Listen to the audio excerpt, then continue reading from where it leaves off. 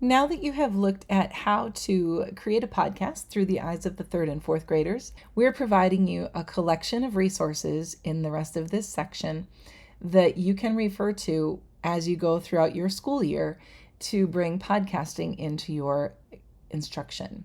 The first section we have is looking at formats, themes, and projects. We've included an ebook that has a collection of resources from a variety of sites that offer you ideas for how to create podcasts or prompts that you could give your students if they're stuck for an idea. And the New York Times has provided over 1,000 writing prompts for different topics that they've been doing with their students and students across the country in podcasting in particular. The planning and writing process is important, and so we've included some episode planning guides, a podcast planner, and just a process article for different grade levels.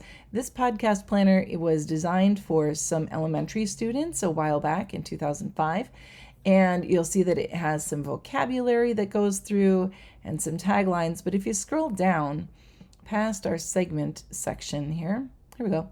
There's some ideas for segments, and it gives students an idea of how to build a Did You Know segment and how to turn it into a question and then how to practice. And so they have some great suggestions there. And you can edit these, you can use them as they are, totally up to you. For recording a podcast, if you're a teacher who is using Seesaw, students can record podcasts with the audio recording feature in Seesaw.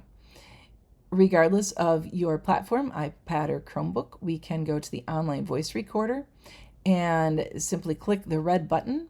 You may be asked to authorize your microphone. You can do that. And then it is recording. When you finish recording or when your students finish recording, you're going to click the red button, and then you can save the file after you listen to it. You can name it and save it as an MP3 onto your computer. And then you can move it into Google Drive. Vocaroo works basically the same way. Screencastify is another fantastic option. The free version is a 5-minute limit, which is actually a great starting point for students in podcasts. Podcasts don't have to be long. If you do have a full license at your site, then that 5-minute limit is not applicable, and the podcast could be as long as they want to be. Then finally, on an iPad, we also have GarageBand, which is another solid recording tool. It only records up to 23 minutes of audio depending upon the age of the app that you're using. So just be aware that there might be a limit there too. The artwork and music section here, it's always wise to use free and legally sourced music and artwork. So we put together a collection for your students to use. You can share these out in your Google Classroom or your class website or your Seesaw.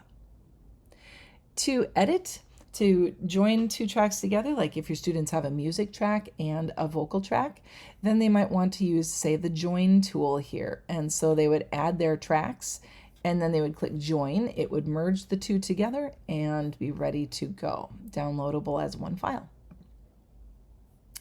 123 Apps also has, let's just click on that here, also has a variety of other audio tools. So it allows you to trim audio, and that's where our voice recorder comes from that we just saw. Change the volume if someone is too quiet, too loud, etc. And you can play around with all different aspects of the audio.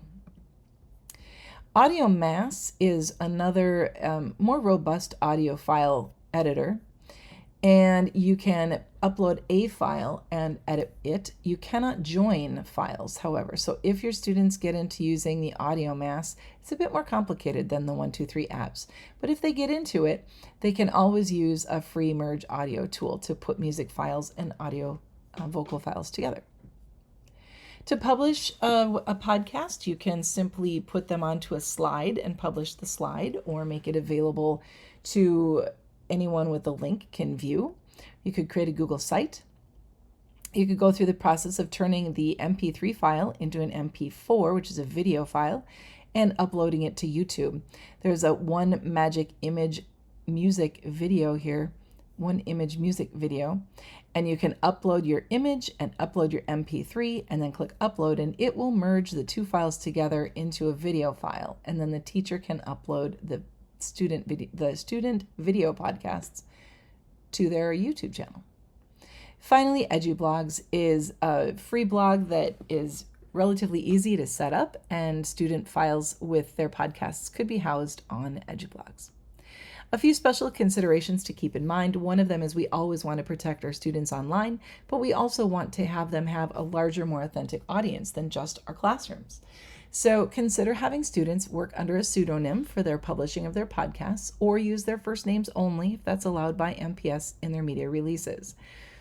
Students can select icons for their podcasts, or they could make themselves avatars. There's a variety of options here. And then also communicate with the parents about how your podcasting project is going to be published. How visible will it be? Will it be only available with a link? Will it be password protected? Will it just be linked on the school's classroom site? How are you going to publish that? And just share it with the parents. That's best practice. And open that up if they have any questions. We've also included several rubrics, so if you click on one of these, you'll see some examples of different rubrics for podcast projects. You can amend those and adapt those to meet your needs. Okay, that's the collection of tools that's there. Let's put them together and create your own podcast.